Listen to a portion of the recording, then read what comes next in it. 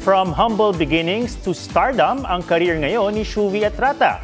Pero bakas pa rin ang pagiging grounded niya, lalo na pagdating sa kanyang paradise, ang Bantayan Island. G tayo dyan, kasama si Darlene Kai. Hindi ko nakikita. Oh my gosh! Oh my gosh! Hala!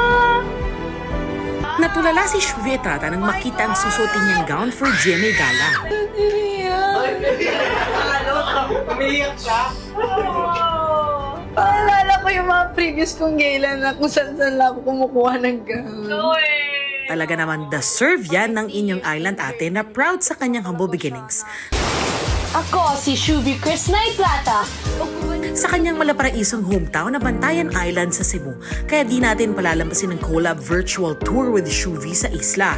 Tara sa mga Shuvi-coded pasyalan sa Bantayan. Certified TDH.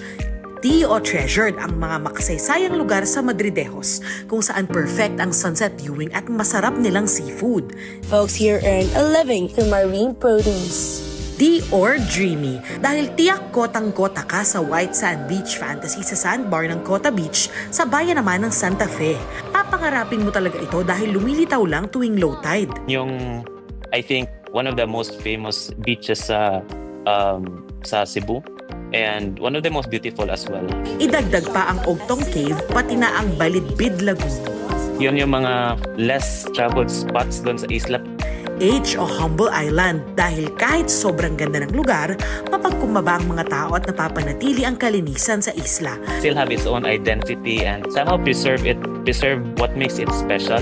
Kaya naman si Shuvi kahit rising star na, palaging minabalikan ang kanyang paraisong tahanan.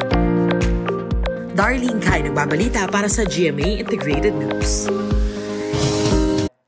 Huwag magpahuli sa mga balitang dapat niyong malaman. Mag-subscribe na sa GMA Integrated News sa YouTube.